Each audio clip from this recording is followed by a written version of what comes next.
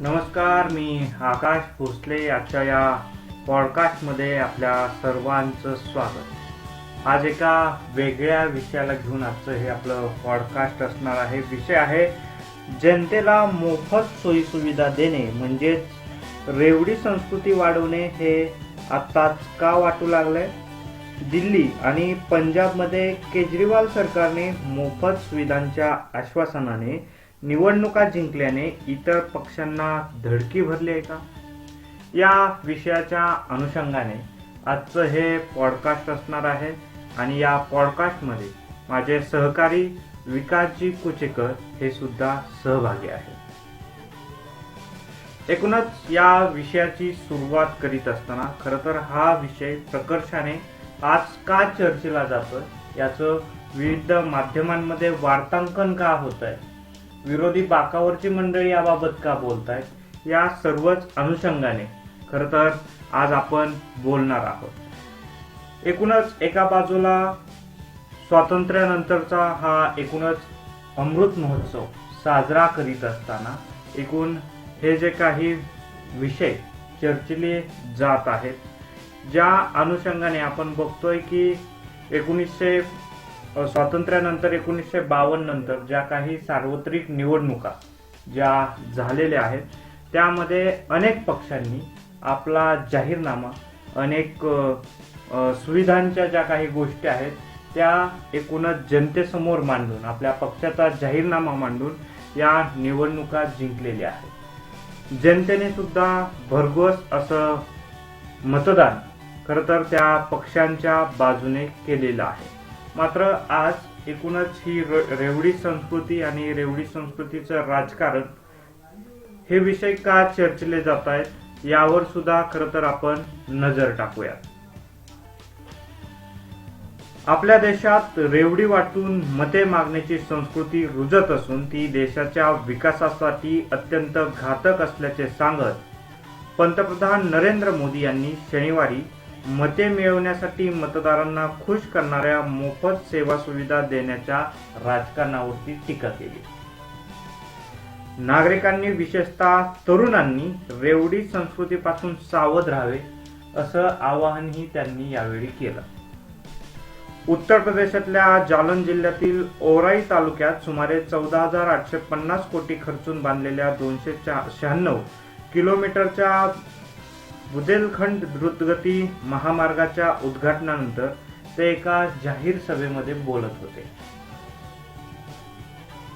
या सभेत बोलताना मतांसाठी जनतेला मोफत सेवा वस्तू वाटप करणाऱ्या राजकीय पक्षांना त्यांनी टीकेचं लक्ष केलं.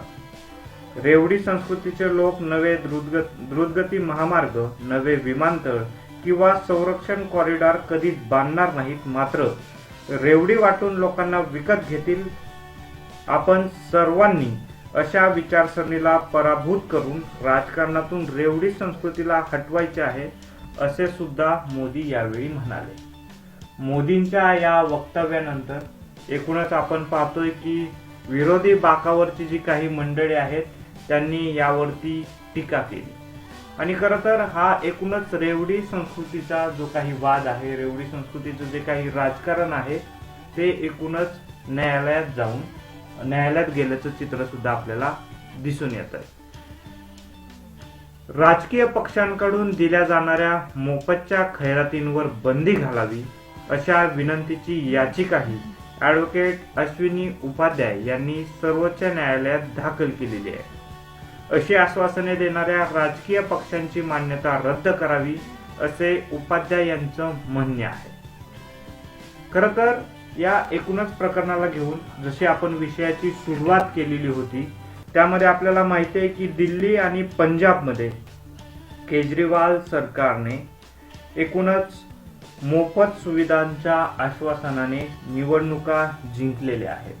मात्र आता एकूणच ही रेवडी संस्कृती विरोधी बाकावरच्या पक्षांना खरं तर त्यांच्या मनात धडकी भरवणारी का आहे हा प्रश्न सुद्धा आता विकासजी उपस्थित होता.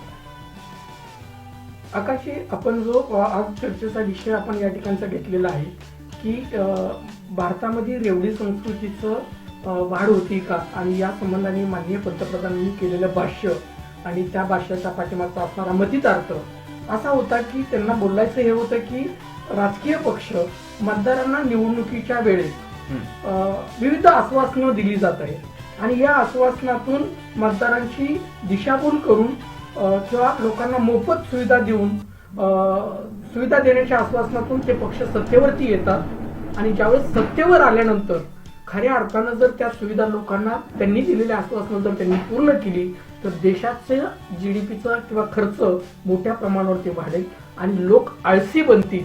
खऱ्या अर्थानं मग तिथं देशाची जी प्रगती आहे किंवा तरुणांचं तो भवितव्य आहे हे अंधारमय होईल. अशा स्वरूपाची भूमिका माननीय पंतप्रधान यांनी मांडलेली आहे आणि या रेवडी संस्कृती त्याला त्यांनी नाव देताना रेवडी संस्कृती हे नाव दिलेले आहे. मुळातच याचं राजकारण या ठिकाणी अशा पद्धतीने मला या राजकारणात माननीय पंतप्रधानांना पाहत असताना माननीय पंतप्रधानांना हे का बोलावं लागलं हा महत्वाचा मुद्दा मला वाटतं की या ठिकाणी चर्चेला गेला पाहिजे, या ठिकाणी तो मांडला गेला पाहिजे. मुळातच एका जन आंदोलनातून एका राजकीय पक्षाची स्थापना झालेली आहे ते म्हणजेच आम आदमी पक्ष. या आम आदमी पक्षाने दिल्लीचं राजकारण करत असताना या दिल्लीच्या राजकारणामध्ये त्यांनी दिल्लीकरांना मोफत वीज, मोफत पाणी, आरोग्याच्या सुविधा, मोफत शिक्षण या संबंधीच्या सुविधा देऊन अशी मोफत देण्याच्या आश्वासनं देऊन सत्तेवरती आलं. गेली सरकार त्यांनी 2 वेळेचं सरकार त्यांनी 10 वर्ष सत्ता आज भोगलेले, तिसऱ्यांदाही त्यांना सत्ता त्या ठिकाणी मिळालेले या मोफत सुविधेच्या नावाखाली. मग प्रश्न निर्माण या ठिकाणचा मला पडतोय की माननीय पंतप्रधान ज्या पद्धतीने म्हणतात की लोकांना जर मोफतची जर हे लावलं तर ते राज्याच्या किंवा शासकीय तिजोरीवरती त्याचा मोठा परिणाम होईल आणि देशाचं कर्ज वाढेल किंवा अशा पद्धतीचं त्यांचं जी मांडणी केली जाते त्या युवकांचा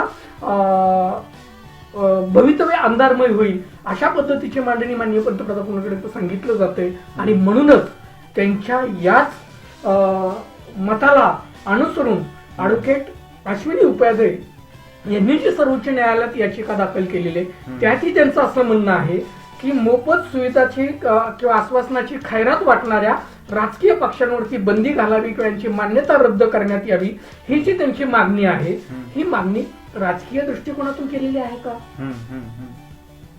हे आता हे जे काय मोफत देणार आहेत हे फक्त केवळ आता या 2-4 वर्षातच होत आहे का 5-10 वर्षातच सुरू झालेलं आहे का? तर मला असं वाटतं की नाही.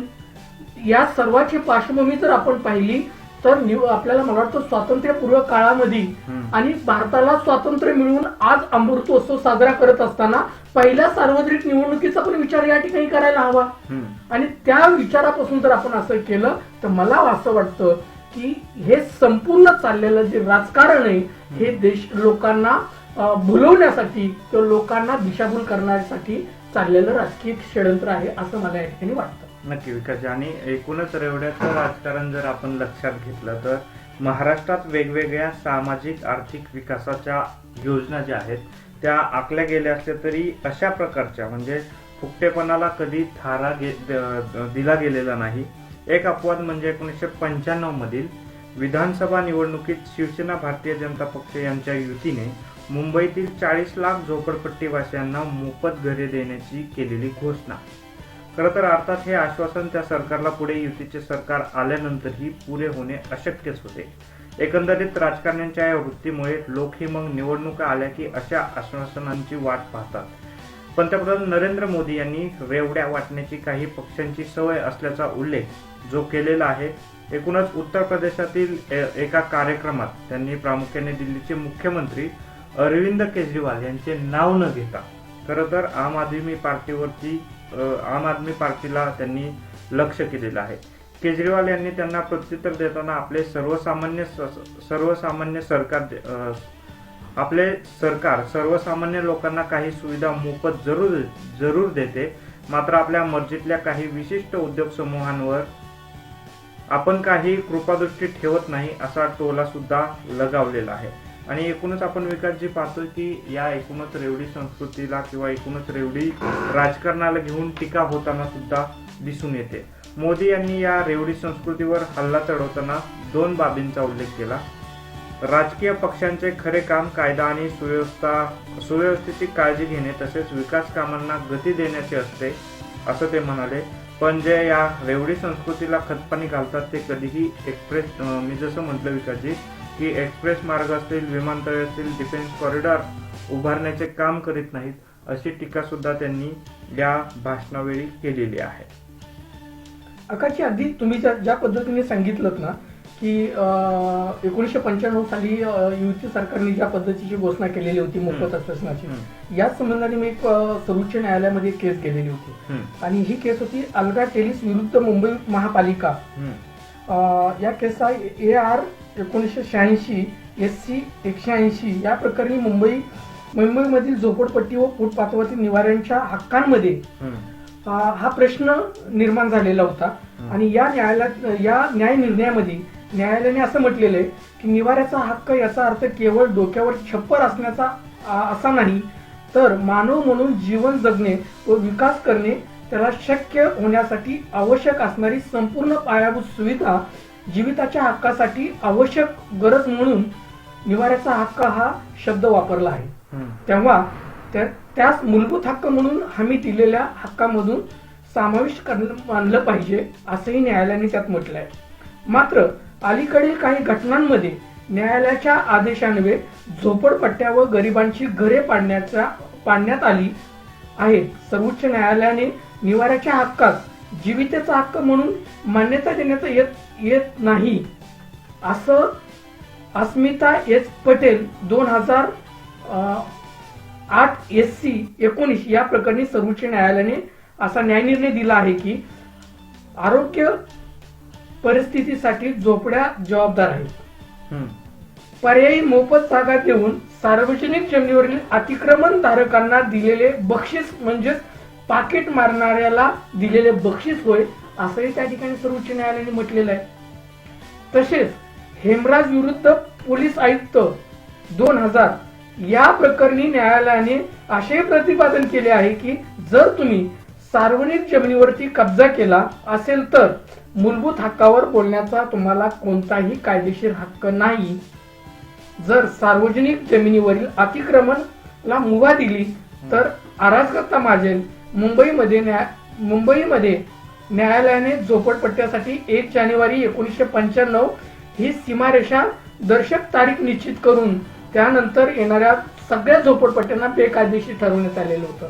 याचाच अर्थ जे राजकीय पक्ष ज्या पद्धतीने निवडणुकांमध्ये फक्त आश्वासनं देतात आणि त्या आश्वासनाचा कायदेशीर परिणाम पुढे काय होतील याचा त्या ठिकाणी निवडणुकांमध्ये विचार केला जात नाही का, हा प्रश्न मला त्या ठिकाणी पडतो. मग जर माननीय पंतप्रधान जर रेवडी राजकारणावरती बोलत असतील किंवा रेवडी राजकारण हे देशाला घातक आहे असं जर म्हणत असतील तर मला हा एक प्रश्न पडतोय की भाजपाने आत्ताच 2022 मध्ये जी खऱ्या अर्थानं उत्तर प्रदेशच्या निवडणुकीच्या संबंधाने जो जाहीरनामा दिलेला आहे, या जाहीरनाम्यामध्ये शेतकऱ्यांसाठी मोफत वीज देणार, दरवर्षी 2 सिलेंडर फ्री मध्ये देणार, हा भाजपाचा जाहीरनामा माननीय गृहमंत्री अमित शहा यांनी तो प्रसिद्ध केलेला होता. त्या ठिकाणी त्या जाहीरनाम्यामध्ये त्यांनी स्पष्ट असं नमूद केलेलं होतं की भाजपा आज या जाहीरनाम्यामध्ये प्रसिद्ध करत असताना त्याच्यात असं म्हटलेलं होतं की शेतकऱ्यांसाठी शेती क्षेत्रासाठी सिंचनासाठी मोफत वीज दिली जाईल, त्यामुळे शेतकऱ्यावरील कर्जाचा बोजा कमी होईल, 5 वर्षात प्रत्येक कुटुंबाला किमान एका सदस्याला रोजगार दिला जाईल, स्पर्धा परीक्षेसाठी प्रत्येक जिल्ह्या ठिकाणी कोचिंग कॉलेजची मोफत व्यवस्था केली जाईल, युवकांच्या प्रशिक्षणासाठी प्रत्येक ब्लॉक मध्ये ITI स्थापन करण्यात येईल. अमित शहा यांनी हेही सांगितलेलं होतं की माननीय पंतप्रधानांच्या नावाने जी पंतप्रधान उज्ज्वला योजनेच्या सर्व लाभार्थींना दरवर्षी दिवाळी आणि होळीच्या ठिकाणी मोफत 2 सिलेंडर दिले जातील. मग हे रेवडी राजकारण नव्हतं का, हा प्रश्न या ठिकाणी पडतो. मग आपण केलं ते मात्र त्याला काय म्हणतो, आपण केलं ते चांगलं आणि दुसरं करायला लागलं की त्या ठिकाणी रेवडी राजकारण, हा प्रश्न मला वाटतं की या ठिकाणी याच्यावरनं टीका टिप्पणी विरोधाकडनं आता मोठ्या प्रमाणावर होतात आपल्याला दिसत आहे. नक्कीच विकास आहे. आणि याचा रोग जरी आपण लक्षात घेतला तरी आपल्या एक लक्षात येईल की गुजरातेत काँग्रेस पूर्णपणे कोलमडून पडली असल्याने पंजाब जिंकणारा आप हाच मोदी यांना आपला प्रतिस्पर्धी वाटत असल्याचे त्यांच्या एकूणच त्या भाषणावरून आपल्या लक्षात येते. मात्र हमने तो बुरा किया या केजरीवाल यांच्या प्रश्नामागील खरं तर गृहीतकी ही तपासण्याची गरज आहे. याचे कारण देशात कल्याणकारी योजना राबवताना काही आर्थिक शिस्तही पाळावी लागते. आर्थिकदृष्ट्या दुर्बल घटकांना काही जीवनावश्यक सेवा सवलतीने कल्याणकारी राज्याची उपलब्ध करून दिल्या जातात, पण अशा सवलती या लक्षाधारित असाव्या लागतात. सरसकट पैसा देणे हे आर्थिक बेशिस्तीचं उदाहरण विकासजी समजलं जातं. कल्याणकारी कार्यक्रम आणि सरकारची आर्थिक शिस्त यांचा मेळ घालावा लागतो. ते संतुलन ढळून न देणे हे राज्यकर्त्यांचे कर्तव्यच असतं. केजरीवाल सेवा उपलब्ध करून देताना गरीब श्रीमंत असा भेद करायला तयार नाहीत, ही निश्चित आक्षेपार्ह बाब समजली जाते. धनदांडग्यांनाही ती सेवा मोफत देणे हा केजरीवाल यांचा अट्टहास आहे. सरकारी तिजोरीवरील हा अनाठायी भार एक दिवस राज्य दिवाळखोरीत घेऊन जाऊ शकते. मात्र याचा विचार ही केजरीवाल करायला तयार दिसत नाहीयेत. अर्थात ही फुकट्यांची संस्कृती हे आपल्या देशाचे जुने दुखणे आहे आणि त्यास देशातील सर्वच पक्ष यांना त्या प्रकारे जबाबदार आहेत. मोदींनी विरोधकांवर झोड उडवली असली तरी भाजपच्या सरकारनेही अशा प्रकारची, जसं विकासजी आपण सांगितलं, अशा प्रकारची खिरापत ही वाटलेलीच आहे. असे उपक्रम त्यांनी सुद्धा घेतलेलेच आहेत. आपले ते कल्याणकारी कार्यक्रम आणि इतरच्या त्या रेवड्या, असं खरं तर आज आपल्याला भाजप बोलताना विकासजी दिसून येत आहे. आंग्ल भाषेत there is no free lunch in the world अशा आशयाचा बहुचर्चित वाक्यप्रचार आहे आणि त्याचा अर्थ स्पष्ट आहे. तुम्हाला जगात कोणतीही गोष्ट फुकट मिळत नाही, म्हणजेच त्या बदल्यात कधी ना कधी तुमच्याकडून काहीतरी किंमत वसूल ही केली जाणारच. केजरीवाल यांना या वाक्यप्रचार माहीत नसणे केवळ अशक्य आहे. तरीही ते अनेक सेवा सुविधा जनतेला फुकट उपलब्ध करून देत आहेत. दिल्लीतील 18 लाख विद्यार्थ्यांच्या उज्ज्वल भविष्याचा विचार करून आपण त्यांना मोफत शिक्षणाची सुविधा देत असल्याचा आव आणला असला तरी त्याच वेळी एका राज्याचे मुख्यमंत्री म्हणून अर्थव्यवस्थेचाही गांभीर्याने विचार व्हायला हवा. मात्र देशात असे एक नव्हे अनेक केजरीवाल आहेत आणि कोणताही राजकीय पक्ष या फुटकेबाजीला आळा घालायला तयार नाहीये. सवंग लोकप्रियतेच्या मागे लागून आर्थिक शिस्तीला फाटा देणे हा आता पायंडा पुढे पाहत आहेत. ही बाब काळजी करण्याजोगी आहे. सर्वांचे हित साधणारे कठोर निर्णय लोक स्वीकारतात हे राजकारण्यांनी समजून घ्यायला हवं. असं आपण जर एकूणच सोशल मीडिया जर विकासजी हाताळला तर त्यातूनच्या ह्या प्रतिक्रिया ज्या आहेत हे दिसून येतं. आता तुम्ही जी विकासजी खरं तर जी महत्वाची मांडणी केलेली आहे की एका बाजूला जरी केजरीवाल अशी आश्वासनं घेऊन जर जनतेसमोर जात असतील, मात्र आपण त्यावरती टीका करताना आपल्या पक्षाने काय केलंय, खरं तर याचा विचार सुद्धा माननीय पंतप्रधान खरं तर नरेंद्र मोदी आणि एकूणच पक्षाचे जे ज्येष्ठ नेते आहेत किंवा जे एकूणच स्थानिक स्वराज्य संस्थेवरती काम करतायत त्यांनी सुद्धा लक्षात घेणं महत्वाचं. आकाशी मुळातच आपल्या घटनेमध्येच आपल्याला असं नमूद करण्यात आलेलं आहे की लोकशाही व्यवस्थेनुसार लोकांना मोफत सामान अथवा सुविधा देण्याच्या घोषणा करण्याचा राजकीय पक्षांचा घटनात्मक अधिकार हे आहे असं जे म्हटलं जातं. याच्यामध्ये घटनेमध्ये अशी तरतूद करण्यात आलेली आहे की राज्याच्या एक अपहार्य परिस्थितीमध्ये राज्यातला कुठलाही व्यक्ती जर त्याच्यामध्ये वर्धक्य असेल, अर्धक असेल किंवा त्याला जगण्याची अशी कुठली परिस्थिती निर्माण झालेली असेल तर अशा वेळेस राज्याचं ते कर्तव्य बनतं किंवा आपण आंतरराष्ट्रीय स्तरावरती संयुक्त राष्ट्रसंघाचे सदस्य म्हणून आपण स्वीकारलेले आहे. या आंतरराष्ट्रीय मानवाधिकाराचा जो जाहीर घोषणापत्र आहे, या घोषणापत्रामध्ये असं म्हटलेलं आहे की मानवी हक्काचा वैश्विक जाहीरनाम्यामधील अनुच्छेद 25 मध्ये असे नमूद केले की प्रत्येकास अन्न, वस्त्र, निवारा व वैयक्तिक देखभाल आणि आवश्यक सामाजिक सेवासह स्वतःचे व आपल्या कुटुंबाचे आरोग्य व सुव्यवस्था यासाठी पर्याप्त जीवन मिळण्याचा हक्क आहे. जर आपण आंतरराष्ट्रीय समूहाचं सदस्यत्व स्वीकारलेलं आहे आणि आंतरराष्ट्रीय समूहाच्या सदस्यत्वाच्या अनुषंगानं 10 डिसेंबर 1948 ला जो आंतरराष्ट्रीय समूहाने मानवी हक्काचा जाहीरनामा जो घोषित करण्यात आलेला आहे त्या जाहीरनाम्यातल्या कलम 25 मध्येच ही तरतूद करण्यात आलेली आहे. मग ती आपल्यावरती बंधनकारकच आहे. त्याचबरोबर ती याच्यामध्ये पुढे असंही म्हटलेलं आहे की प्रत्येक बेरोजगारी, आजारपण, विकलांग, वैधत्व किंवा वर्धुत्व या प्रसंगी किंवा नियंत्रणाबाहेर असलेल्या परिस्थितीत अन्य उपजीविकेचा अभाव असताना संरक्षण मिळण्याचा हक्क असेल. तसेच माता व बालके यांना विशेष देखभाल व सहाय्य मिळण्याचा हक्क असेल. मग केजरीवाल या हक्काप्रमाणे वैश्विक जाहीरनाम्याप्रमाणे जर अशा पद्धतीने सर्वांनीच सगळेच आतापर्यंतच्या मला वाटतं की पहिल्या सार्वत्रिक निवडणुकापासून ती आताची शेवटची झालेली सार्वत्रिक निवडणुका या सगळ्याच पक्षांच्या जाहीरनामे जर आपण पाहिले तर आज आपल्याला अन्न, वस्त्र, निवारा, पाणी याच्यातूनच हे जाहीरनामे फिरताना दिसतात. मग तेच तर आहे. तर मग आत्ताच हे रेवडी राजकारण का आलेलं आहे? जसं आता तुम्ही म्हटलात की आता गुजरातच्या निवडणुका अगदी तोंडावरती आलेल्या आहेत आणि या गुजरातच्या निवडणुकामध्ये खऱ्या अर्थानं भाजपचं जो विरोधी पक्ष म्हणून ज्याच्याकडे कोणी पाहत असेल तर ना तो काँग्रेसला पाहतोय ना अन्य कुठल्या पक्षाला तो विरोधी पक्ष म्हणून पाहतोय. तो विरोधी पक्ष म्हणून आपला पाहतोय आणि आपनी या नागरी सुविधा मोफत देण्याच्या नावाखाली केलेलं जे सत्तांतर आहे, मग पंजाबचं सत्ता काबीज करण्याचा असू द्या, दिल्लीचं पुन्हा 3 वेळेचं सत्ता काबीज करण्याचा असू द्या, याच्यामुळे कदाचित हे रेवडी राजकारण पुढे केलं जातंय का हाही प्रश्न मला असं वाटतं या ठिकाणी पडायला आहे. नक्कीच विकास. आणि एकूणच या रेवड्याच्या राजकारणावरती मला एक गोष्ट या ठिकाणी नमूद करावीशी वाटते. खरं तर या मोफतच्या रेवड्यांचा विषय हा भरपूर गुंतागुंतीचा, आंतरराष्ट्रीय, आर्थिक आणि ऐतिहासिक असा आहे. इसवी सनाच्या पहिल्या शतकातील कुख्यात राजा निरो हा रोम जळत असताना बासरी वाजवत होता, हे तुम्ही ऐकलं असेल. मात्र याच निरोने त्यानंतर रोमन साम्राज्यातील बाकीच्या भागातून लूट करून रोमच्या नागरिकांना मोफत धान्य वाटप केलं होतं. त्यातील एक मोठा वाटा त्याने स्वतःसाठी देखील ठेवला होता.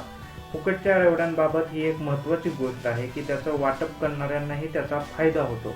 या रेवड्यांच्या केंद्रस्थानी त्यासाठीचा पैसा कुठून येतो हा मुख्य प्रश्न आहे. मला असं वाटतं की त्यामुळं कुठंतरी देशाचे पंतप्रधान या रेवडे संस्कृतीला विरोध करतायत का हा प्रश्न सुद्धा उपस्थित होतो. मग मुद्दा या तुम्ही ज्या पद्धतीने म्हटलेला आहात की माननीय पंतप्रधानांनी जो मुद्दा मांडलेला आहे की बाबा फुकटचं जनतेला सवय लावणं ही देशाच्या हितकारक असेल किंवा अपायकारक असेल किंवा देशाच्या भवितव्याला बाधा ठरणारी गोष्ट आहे.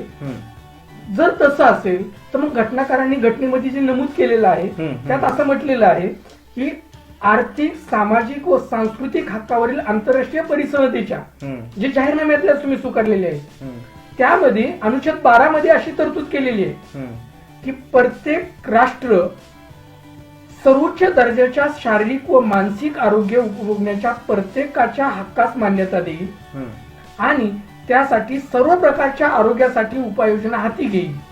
तसेच संविधानाच्या अनुच्छेद 47 मध्ये असं म्हटलेलं आपल्या की ज्यामध्ये पोषणाची व राहणीमानाची पातळी उंचावणे व सार्वजनिक आरोग्य सुधारणे हे राज्याचे कर्तव्य असल्याची तरतूद केली असून आरोग्याचा हक्क व अनुच्छेद 21 मधील जीविताचा हक्क असल्याचे त्याच्यामध्ये समाविष्ट करण्यात आलेलं आहे.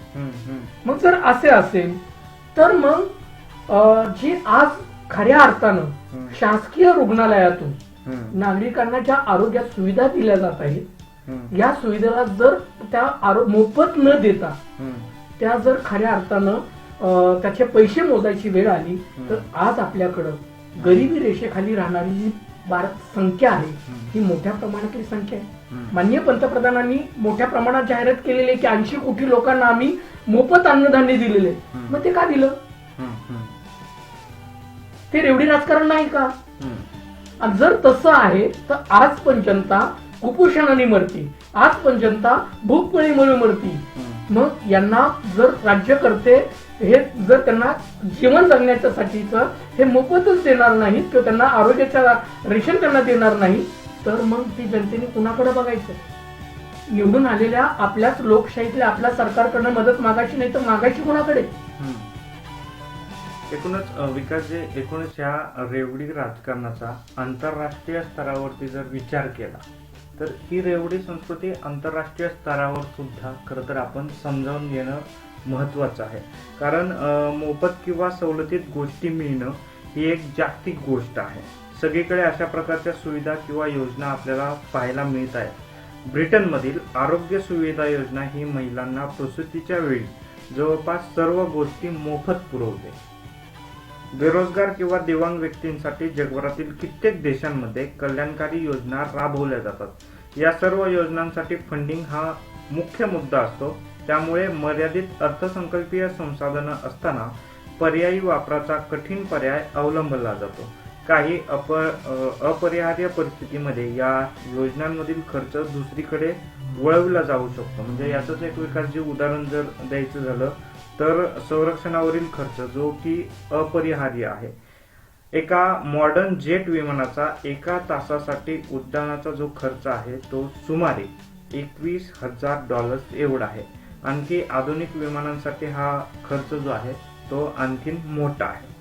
आता खरं तर भारताच्या दृष्टीने आणखी काही गोष्टी विचारात घेणं गरजेचं आहे. त्यामध्ये सामान्य नागरिकांना 300 युनिट पर्यंत वीज मोफत देणं हे नैतिकदृष्ट्या अयोग्य किंवा निंदनीय नाही. मात्र याचा अर्थ असाही नाही की सबसिडी बिलाची रक्कम फुगवून तुम्ही भविष्याकडे दुर्लक्ष करावं. या योजनेचा राज्याच्या तिजोरीवर गंभीर परिणाम होऊ शकतो. जसे आता विकास एकूण आपल्याला चर्चा होताना दिसून येते किंवा टीका होताना आपल्याला दिसून येते. शिवाय आंतरराज्य वादालाही यामुळं खरं तर तोंड फुटण्याची शक्यता सुद्धा निर्माण होते, ज्याचे परिणाम गंभीर आहेत. मात्र राजकारणी या गोष्टींचा विचार करताना राजकारणी मंडळी यावरती आपल्याला दिसत नाही. शिवाय आपल्याकडे जिथे गरिबांना 2 वेळचं अन्न आणि निवारा उपलब्ध नाही तिथं त्यांना भविष्यातील फायद्यांबाबत धीर देणारं युक्तिवाद करणं हे अगदी कठीण आहे. मात्र वीज आणि ऊर्जेपेक्षाही त्यांना अन्न निवाऱ्याची अधिक गरज आहे हे देखील लक्षात घेणं महत्वाचं आहे. अगदी आकाशी त्याचमुळे असं मला सांगायचं की याच पद्धतीची जी तुम्ही ज्या आरोग्याच्या सुविधाच्या बाबत जसं तुम्ही आता मांडलेलं आहे की ब्रिटनचं उदाहरण दिलेलं आहे की ब्रिटन मधल्या प्रसूतीच्या महिलांना मोफत आरोग्य सुविधा दिली जाते. याच संबंधानं पश्चिम बंगाल फार्म लेबर असोसिएशन विरुद्ध पश्चिम बंगाल सरकार 1996 4 SC-37 या प्रकरणी सर्वोच्च न्यायालयाने भारतीय संविधानाच्या अनुच्छेद 21 मध्ये कार्यकक्षेत येणारा हक्क म्हणून रुग्णाच्या तातडीने वैद्यकीय उपचार मिळण्याचा हक्क मान्य केला आहे. सर्वोच्च न्यायालयाने आपल्या न्याय निर्णयात असे म्हटले आहे की लोकांना पुरेशा वैद्यकीय सुविधा पुरवणे हे शासनाने हाती घ्यावयाच्या दायित्वामधील एक आवश्यक असा भाग आहे. या सुविधा मिळण्याची मागणी करणाऱ्या लोकांना वैद्यकीय उपचाराच्या सुविधा पुरवण्यासाठी दवाखाने व आरोग्य केंद्र चालवून ते दायित्व सरकारने पार पाडले पाहिजे. संविधानाच्या अनुच्छेद 21 द्वारे प्रत्येक व्यक्तीच्या जीवितास हक्काचे संरक्षण करण्यासाठी हे दायित्व सरकारने लादले आहे, सरकारवर लादले आहे. मानवी जीवनाच्या आरोग्यास सर्वोच्च महत्व आहे. केवळ सरकारी दवाखानेच नाही तर त्यात काम करणारे वैद्यकीय अधिकारी देखील लोकांच्या जीविताचे रक्षण करण्यासाठी, त्यांना वेळेवर वैद्यकीय उपचार करण्यासाठी व त्यांना वैद्यकीय सहाय्य जबाबदार धरून त्यांना मूलभूत हक्कांचे उल्लंघन केल्यास दवाखाने व वैद्यकीय अधिकारी या दोघांनाही जबाबदार धरण्यात येईल असं सर्वोच्च न्यायालयाने या न्याय निर्णयामध्ये स्पष्ट केलेलं आहे. मग जर असे असेल आणि नुकतंच याच न्याय निर्णयाप्रमाणे राज्य सरकारने पण आता अलीकडे आपल्याकडे GR काढलेला आपल्याला माहिती आहे की जर रस्त्यावरती एखाद्या व्यक्तीचा अपघात झाला तर त्या अपघातग्रस्ताला 72 तासाच्या ज्या गोल्डन आवरच्या सुविधा आहेत या कुठल्याही दवाखान्यामध्ये मोफत दिल्या जातील. मग यालाही रेवडी संस्कृतीच आपण म्हणणार आहोत का? मग आपल्याकडं माणसाच्या जीविताचं मोल काहीच नाही आहे का? कारण अपघात स्थळी त्याच्याकडे तर कोणीच नसेल. मग अशा वेळेस त्याला देण्यात आलेली जी सुविधा आहे ही पण रेवडी संस्कृतीमध्ये मोडली जाणार आहे का? हाही प्रश्न मला त्या ठिकाणी पडलेला आहे. त्याचबरोबर मला हेही या ठिकाणी नमूद करायचं आहे की ज्या वेळेस एकीकडं आपण सुविधा दिल्या तर मोफत सुविधा दिल्या तर आपण दुसरीकडे म्हटलं जातो, तर मग आंतरराष्ट्रीय स्तरावरती आपण स्वीकारलेले जे जाहीरनामे आहेत किंवा आपणच त्या आंतरराष्ट्रीय परिसंवादामध्ये सह्या केलेल्या आहेत, या तरतुदीचं कधीतरी विचार करणार आहोत का? विकासजी, एकूणच हा जो आपण मुद्दा मांडताय त्यामध्ये ह्याच्यामध्ये मला थोडंसं नमूद करायचं आहे की भारतीय निवडणुकांमध्ये परकीय हस्तक्षेप वाढल्याचं खरं तर 2008 मध्येच दिसून आलं. भारतीय काँग्रेस आणि चिनी कम्युनिस्ट पक्षाने केलेल्या ते सामंजस्य करार जो आहे त्यामधून स्पष्ट होत आहे. खरं तर असं असलं तरी मोफत गोष्टी वाटपाविरोधात कायदा करणं राजकीय आणि घटनात्मक दृष्ट्या असमर्थनीय असेल, कारण कित्येक कल्याणकारी योजनांच्या माध्यमातून अशा प्रकारचे असंख्य लाभार्थ्यांना देयकं हस्तांतरित केली जातात. राज्यांना दिली जाणाऱ्या कर्जाच्या मर्यादा सुद्धा लागू करणं ही समस्याप्रधान आहे, कारण त्यासाठी सुद्धा मार्गदर्शक तत्व आधीपासूनच अस्तित्वात आहेत. त्यामुळे या रेवडी संस्कृतीमध्ये तर्कशुद्धता आणायची असेल तर सर्वात आधी भारतीय राजकारण्यांना मतदारांबद्दलची त्यांची जी विश्वासार्हता आहे ती सुधारण्याची गरज आहे. अगदी खरंच आकाशजी, अगदी तुम्ही परफेक्ट सांगितलेलं आहे. ज्यात मला यापुढे जाऊन आपल्याला एक लक्षात आणून द्यायचं आहे की खऱ्या अर्थानं ज्यावेळेस भारत स्वतंत्र झाला आणि भारत स्वतंत्र झाल्यानंतर पहिली जी आपली लोकसभा सार्वत्रिक निवडणूक झाली ती 1952 साली झाली. या भारतीय घटनेच्या निर्णयानुसार, भारतीय घटना समितीच्या निर्णयानुसार किंवा तरतुदीनुसार पहिली लोकसभा निवडणूक 25 ऑक्टोबर 1991 ते 21 फेब्रुवारी 1952 या 4 महिन्यात पार पडली. लोकसभेच्या पहिल्या सार्वत्रिक निवडणुकीत लोकसभेच्या एकूण 497 आणि राज्यसभेच्या 3283 जागांसाठी 17,32,12,443 मतदारांनी मतदानाचा हक्क बजावला. याच्यात 192 लहान मोठे राजकीय पक्षांनी सहभाग घेतलेला होता आणि या सहभागामध्ये लोकांसाठीच्या पहिल्या निवडणुकीत पंडित नेहरू हे स्टार प्रचारक होते. त्यांनी पहिल्या निवडणुकीसाठी प्रचारासाठी एकूण 40,000 किमीचा प्रवास त्यांनी केलेला होता. या काळात जवळपास 4 कोटी लोकांशी त्यांनी संवाद साधला. आपला पक्ष, धोरणे, मूलभूत अधिकार व कर्तव्य याची माहिती लोकांना त्यांनी करून दिली.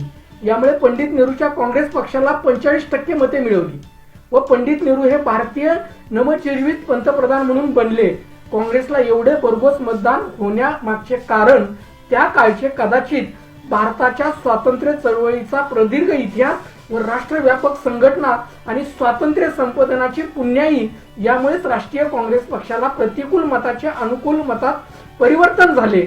या निवडणुकीत बहुसंख्य मतदार निरीक्षक असल्यामुळे प्रत्येक मतदारांना निवडणूक ओळखण्यासाठी किंवा निवडणूक मतदाराला ओळखण्यासाठी पक्ष चिन्ह देण्यात आले, उमेदवाराला चिन्ह देण्यात आले आणि प्रत्येक बूथ मध्ये वेगवेगळ्या मतपत्रिका व मतपेट्या देण्यात आल्या होत्या.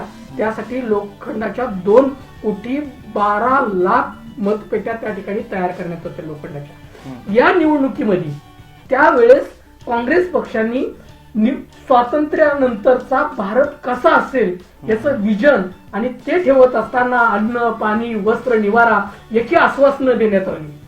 त्या निवडणुकीपासून ते शेवटच्या निवडणुकीपर्यंत हेच आपल्याला दिसत आलेलं आहे. प्रत्येक राजकीय पक्षांमध्ये आम्ही काय मोफत देणार आहोत, अगदी सरपंचाच्या निवडणुकीपासून ते ग्रामपंचायतच्या निवडणुकीपासून ती स्वराज्य संस्थाच्या महापालिकाच्या निवडणुकीमध्ये पण आपण पाहत आलेलो.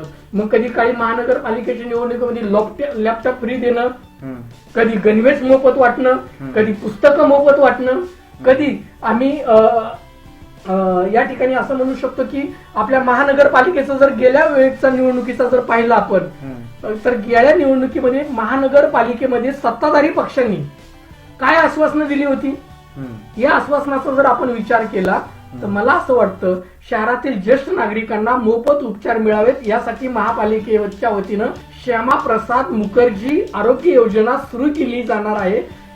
या महापालिकेच्या कमला नेहरू हॉस्पिटल तसेच कोथरूड भागातील सुतार दवाखान्यामध्ये डायमॅस्टिक सेंटर उभारले जाणार असल्याचं आश्वासन याच आपल्या महानगरपालिकेतल्या बीजेपी सत्ताधाऱ्यांनी दिलेलं होतं आणि ही योजना कार्यान्वित केलेली होती. एवढंच नव्हे तर पुणे शहरातल्या नागरिकांना मोफत वायफाय सुविधा देण्यात आलेल्या होत्या. ह्या सगळ्या रेवडी संस्कृती केवळ एका पक्षात आहे का? माननीय पंतप्रधानांनी ज्या पद्धतीने म्हटलेलं आहे ती केवळ एका पक्षातलीच रेवडी संस्कृती आहे का ही? तर मला वाटतं नाही, ही सर्वच राजकीय पक्षांमध्ये दिलेली आहे आणि म्हणूनच आता खऱ्या अर्थानं जी सर्वोच्च न्यायालयामध्ये केस दाखल झालेली आहे. हम्म. आणि या केसमध्ये ही जी भूमिका मांडण्यात आलेली आहे की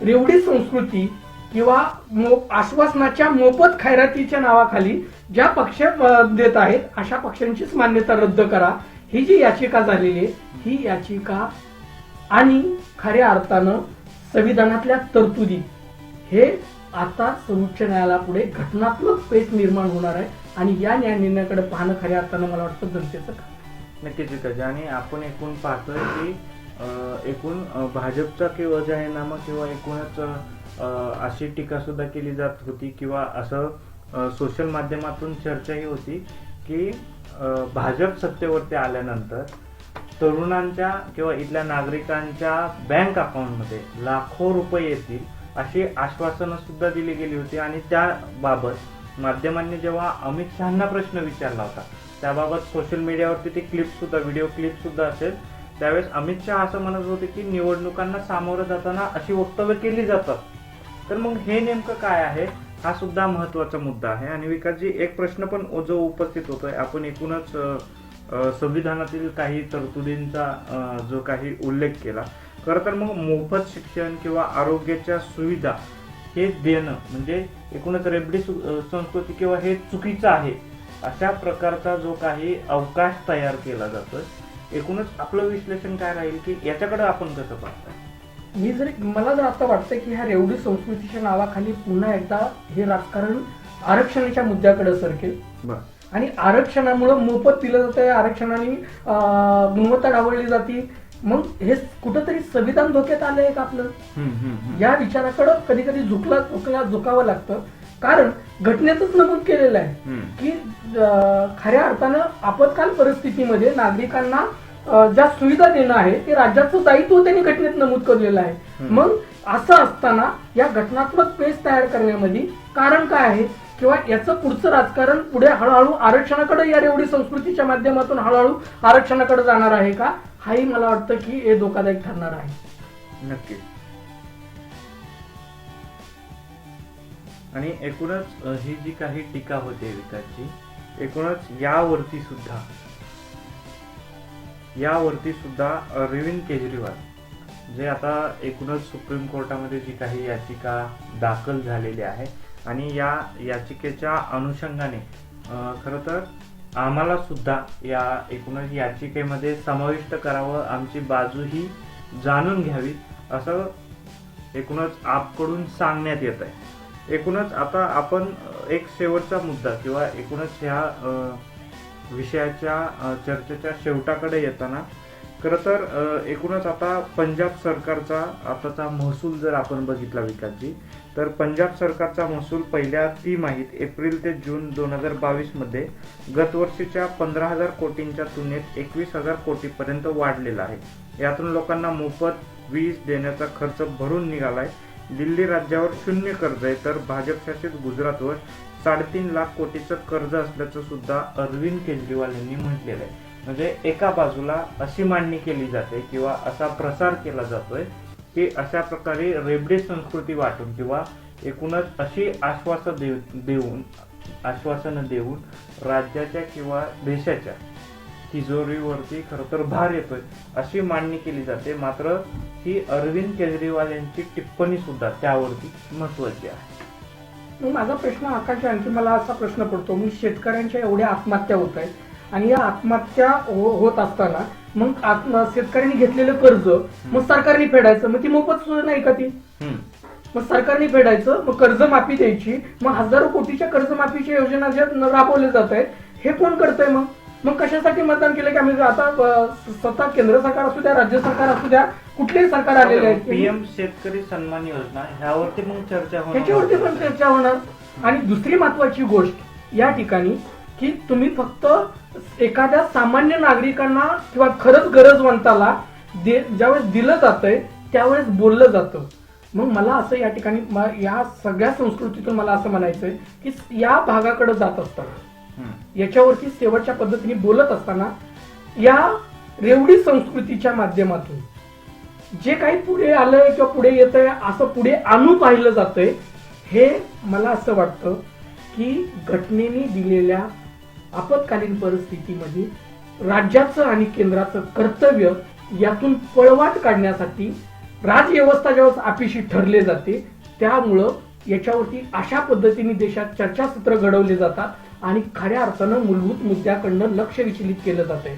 याचं कारण असं आहे की तुम्ही गरिबांना जी अन्न सुरक्षा योजना राबवण्यात आली अन्नधान्याची, या अन्नधान्याच्या योजनेमध्ये आज 80 कोटी लोकांना अन्नधान्य दिलं. हे आपत्कालीन या कोरोनाच्या काळामध्ये याची जाहिरातबाजी करून आपण आपल्या पक्षाचं मत वाढवू शकतो. तर मग हे देत असताना ज्या बँकांनी मोठ्या मोठ्या उद्योगपतींना जे कर्ज दिलं गेलेलं आहे हे कर्ज 10 लाख कोटीपेक्षा हे कर्ज माफ करण्यात आलं आणि अन्नधान्य जे 80% लोकांना दिलं गेलं याला तुम्ही रेवडी मानताय आणि मग उद्योगांचं कर्ज माफ केलं त्याला तुम्ही काय म्हणणार आहात? हाही प्रश्न आता सगळ्यांनी प्रत्येकाला पडलेला आहे. याच्याकडे सर्वच राजकीय पक्षांनी डोळसपणे बघून खऱ्या अर्थानं नागरिकांना आवश्यक असणारा भारत घडवण्याचं या अमृत महोत्सवामध्ये संकल्प करून मला वाटतं हे करणं आवश्यक आहे. नक्की. आणि खरं तर ह्या पॉडकास्टचा विद्यार्थी शेवट करताना हे पॉडकास्ट जे काही प्रेक्षक ऐकत असतील त्या प्रेक्षकांना सुद्धा खरं तर या विषयाला घेऊन काय वाटतं खरं तर कमेंट करा आणि खरं तर अशा एकूणच मुद्द्यांना चर्चांना घेऊन आपण नेहमीच बोलत राहूया. तुर्तास आजच्या या पॉडकास्टमध्ये एवढंच. पुन्हा नवीन विषय घेऊन नवीन चर्चा करूया. धन्यवाद.